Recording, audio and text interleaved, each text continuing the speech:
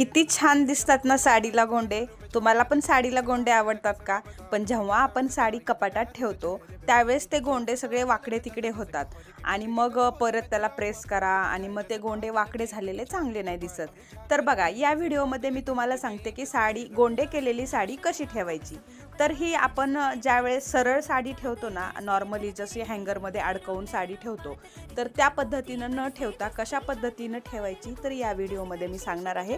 तुम्ही जर आपल्या चॅनलला सबस्क्राईब केलं नसेल तर आनंदी जीवन या यूट्यूब चॅनलला सबस्क्राईब करा आणि फुल व्हिडिओ साडी गोंडे कसे करायचे हे खालील त्रिकोणी बटनावर दाबून तुम्हाला पूर्ण व्हिडिओ पाहायला मिळेल. तर बघा, अशा प्रकारे आपण हँगरला नॉर्मली साडी कपाटामध्ये वगैरे अडकवतो किंवा कोणी घड्या करून ठेवत असेल किंवा किटमध्ये.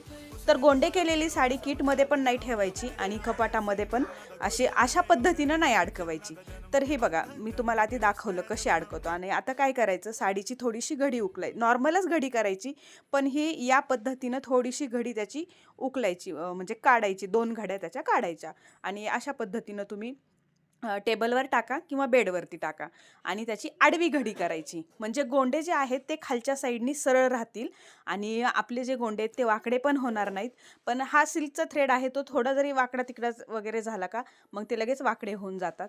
त्यामुळे अशा पद्धतीनं तुम्ही हँगरला साडी लटकू शकता. गोंडे अजिबात वाकडे तिकडे होणार नाहीत, आहे असे राहतील सरळ खालच्या साईडने आल्यामुळे. व्हिडिओ आवडला असेल, ट्रिक आवडली असेल तर नक्कीच व्हिडिओला लाईक करा आणि सोबत सबस्क्राईब करायला विसरू नका.